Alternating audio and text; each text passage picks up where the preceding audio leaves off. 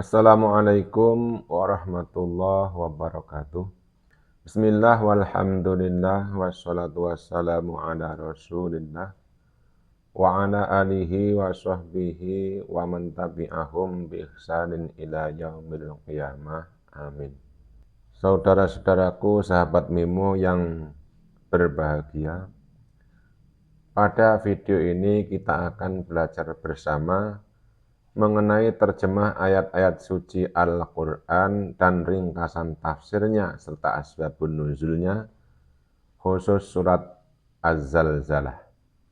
Namun sebelum kita lanjut, seyogianya kita perdengarkan dulu murattal surat Az-Zalzalah sebagai berikut. Bismillahirrahmanirrahim. إذا زلزلت الأرض زلزالها وأخرجت الأرض أثقالها وقال الإنسان ما لها يومئذ تحدث أخبارها بأن ربك أوحى لها يومئذ يصدر الناس أشتاتا ليروا أعمالهم فمن يعمل مثقال ذرة خيرا يره ومن يعمل مثقال ذرة شرا يره. Mengenal surat Az-Zalzalah. Bismillahirrahmanirrahim. Dengan menyebut nama Allah yang Maha Pemurah lagi Maha Penyayang. Idza zulzilatil ardu zilzalaha. Artinya, apabila bumi diguncangkan dengan guncangan yang dahsyat. Kata idza digunakan Al-Quran untuk sesuatu yang pasti akan terjadi. Berbeda dengan kata in yang biasa digunakan untuk sesuatu yang belum atau jarang terjadi. Dengan demikian, ayat ini mengisyaratkan bahwa keguncangan bumi ini pasti terjadi. Dalam ayat ini Allah mengungkapkan bahwa bumi bergeletar dan berguncang sedahsyat-dahsyatnya. Sebagaimana diterangkan firman Allah dalam ayat yang lain. Wahai manusia, bertakwalah kepada Tuhanmu. Sungguh, guncangan hari kiamat itu adalah suatu kejadian yang sangat besar. Al-Quran Surat Al-Hajj ayat 1. Dan ayat yang lain, apabila bumi diguncangkan sedahsyat-dahsyatnya. Al-Quran Surah Al-Waqi'ah ayat 4. Keterangan ini menunjukkan tentang dahsyatnya keadaan ketika itu. Hal itu dimaksudkan untuk menarik perhatian orang-orang kafir agar memikirkan dan merenungkannya. Seakan-akan dikatakan kepada mereka bahwa apabila bumi sebagai benda padat bisa bergeletar dengan dahsyat pada hari itu, maka mengapa mereka sendiri tidak mau sadar dari kelalaian dengan meninggalkan kekafirannya. Wa akhrajatil ardu athqalaha, artinya bumi mengeluarkan isi perutnya. Pengulangan kata al-ardu pada ayat kedua ini menunjukkan bahwa guncangan atau gempa ini terjadi di seluruh wilayah bumi. Bukan hanya sebagian wilayah sebagaimana gempa bumi yang kita ketahui saat ini. Dalam ayat ini Allah menyatakan bahwa pada hari terjadi keguncangan itu karena dahsyatnya bumi menghamburkan isi perutnya yang terpendam berupa logam, harta simpanan, dan mayat-mayat dari kubur. Dalam ayat lain Allah Subhanahu wa Ta'ala berfirman, dan apabila bumi diratakan dan memuntahkan apa yang ada di dalamnya dan menjadi kosong.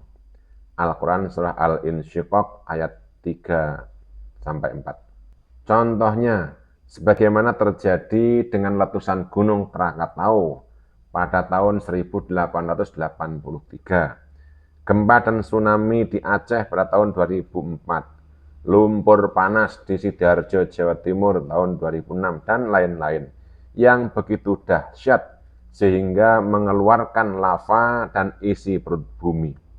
Guncangan pada hari kiamat jauh lebih dahsyat lagi. Wa qalal insanu malaha, artinya, dan manusia bertanya, apa yang terjadi dengannya bumi? Dalam ayat ini Allah mengungkapkan bahwa orang-orang yang mengalami dan menyaksikan kejadian yang dahsyat dan membuat terperanjat orang-orang yang melihatnya.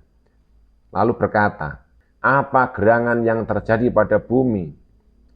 Ini belum pernah terjadi sebelumnya. Dalam ayat yang lain, Allah berfirman, dan kamu melihat manusia dalam keadaan mabuk, padahal sebenarnya mereka tidak mabuk. Al-Quran Surah Al-Hajj ayat 2. Yauma idzin tuhaddisu ahbaroha. Artinya, pada hari itu bumi menyampaikan berita tentang apa yang diperbuat manusia di atasnya. Dalam ayat ini Allah menyatakan bahwa ketika terjadinya keguncangan yang dahsyat itu, saat bumi bergetar dan mengalami kehancuran serta kerusakan, seakan-akan ia menjelaskan kepada manusia bahwa kejadian yang belum pernah terjadi ini tidak menurut ketentuan yang berlaku bagi alam semesta dalam keadaan biasa. Allah menjelaskan bahwa sebab terjadinya keguncangan tersebut adalah atas perintahnya semata. Ketika bumi diperintahkan hancur, maka bumi akan hancur luluh. Pada dasarnya ayat 1-5 di atas berkenaan dengan hari kiamat. Namun dari skala lebih kecil, ayat-ayat tersebut dapat ditafsirkan dengan proses geologi terjadinya gempa, yang sudah barang tentu besarannya jauh lebih kecil dibanding kejadian kiamat kelak. Seperti telah dijelaskan sebelumnya, menurut kajian ilmiah, bahwa lempengan-lempengan kulit bumi bergerak dan saling berinteraksi satu sama lain. Pada tempat-tempat saling bertemu, pertemuan lempengan ini menimbulkan gempa bumi. Sebagai contoh adalah Indonesia yang merupakan tempat pertemuan 3 lempeng, yaitu lempeng Eurasia, Pasifik, dan Indo-Australia. Bila 2 lempeng bertemu, maka terjadi tekanan atau beban yang terus-menerus. Dan bila lempengan tidak tahan lagi menahan tekanan atau beban tersebut, maka lepaslah beban yang telah terkumpul ratusan tahun itu dan dikeluarkan dalam bentuk gempa bumi. Pada hari itu, bumi menceritakan beritanya. Beban berat yang dikeluarkan dalam bentuk gempa bumi merupakan satu proses geologi yang berjalan bertahun-tahun. Begitu seterusnya, setiap selesai beban dilepaskan, kembali proses pengumpulan beban terjadi. Proses geologi atau berita geologi ini dapat direkam baik secara alami maupun dengan menggunakan peralatan geofisika ataupun geodesi. Lihat juga dalam Al-Quran Surah An-Naml ayat 88, Surat At-Tur ayat 6. Telaah tentang gempa bumi dapat dilihat pula pada Surah An-Naba ayat 17-20.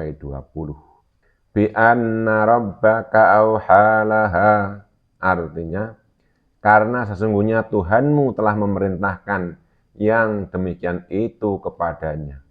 Dalam ayat ini Allah menyatakan bahwa ketika terjadinya keguncangan yang dahsyat itu, saat bumi bergetar dan mengalami kehancuran serta kerusakan, seakan-akan ia menjelaskan kepada manusia bahwa kejadian yang belum pernah terjadi ini tidak menurut ketentuan yang berlaku bagi alam semesta dalam keadaan biasa. Allah menjelaskan bahwa sebab terjadinya keguncangan tersebut adalah atas perintahnya semata. Ketika bumi diperintahkan hancur, maka bumi akan hancur luluh. Pada dasarnya, ayat 1-5 di atas berkenaan dengan hari kiamat. Yauma idzin, ulangi. Yauma idzi yasdurun nasu ashtatan liyurau a'malahum. Artinya, pada hari itu manusia keluar dari kuburnya dalam keadaan terpencar untuk diperlihatkan kepada mereka balasan semua perbuatan mereka. Dalam ayat ini Allah menerangkan bahwa pada hari terjadinya kerusakan dan kehancuran bagi bumi serta terjadinya alam baru dan hidup baru, muncullah manusia dalam keadaan yang berbeda-beda dan berkelompok. Orang-orang yang beramal baik tidak sama dengan orang-orang yang jahat. Orang-orang yang taat tidak sama dengan orang yang berbuat maksiat. Mereka muncul untuk diperlihatkan Allah kepada mereka apa yang telah mereka lakukan dan untuk memetik hasil usaha mereka selama hidup di dunia. Faman ya'mal mithqala dzarratin khairan yarah. Artinya, siapa yang mengerjakan kebaikan seberat zarrah, dia akan melihat balasannya. Dalam ayat ini Allah merincikan balasan amal masing-masing. Barang siapa yang beramal baik, walaupun hanya sebesar atom, niscaya akan diterima balasannya. Dan begitu pula yang beramal jahat, walaupun hanya seberat atom, akan merasakan balasannya. Amal kebajikan orang-orang kafir tidak dapat menolong dan melepaskan dari siksa karena kekafirannya. Mereka akan tetap sengsara selama-lamanya di dalam neraka. Wa may ya'mal mithqala dzarratin syarran yarah. Artinya, siapa yang mengerjakan kejahatan seberat zarrah, dia akan melihat balasannya. Dalam ayat ini Allah merincikan balasan amal masing-masing.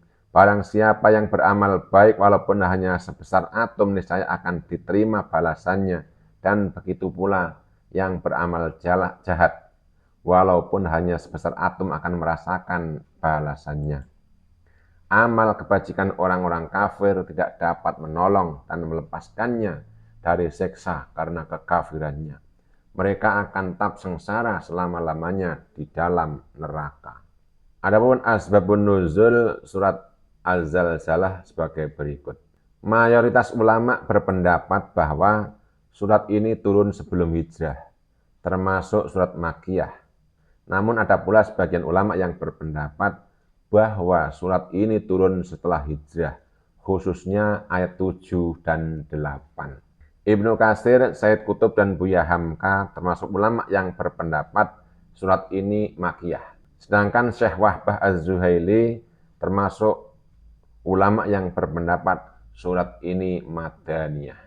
Dalam tafsir Al-Munir, Syekh Wahbah Az-Zuhaili menyebutkan asbabun nuzul surat Az-Zalzalah, bahwa orang-orang kafir bertanya tentang hari kiamat dan hari perhitungan.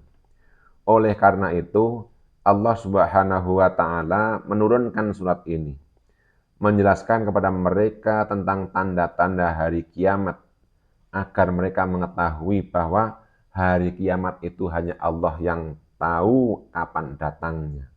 Ibnu Umar radhiyallahu anhu mengatakan terkait turunnya surat ini, idza zulzilat, turun sementara saat itu Abu Bakar radhiyallahu anhu sedang duduk menangis.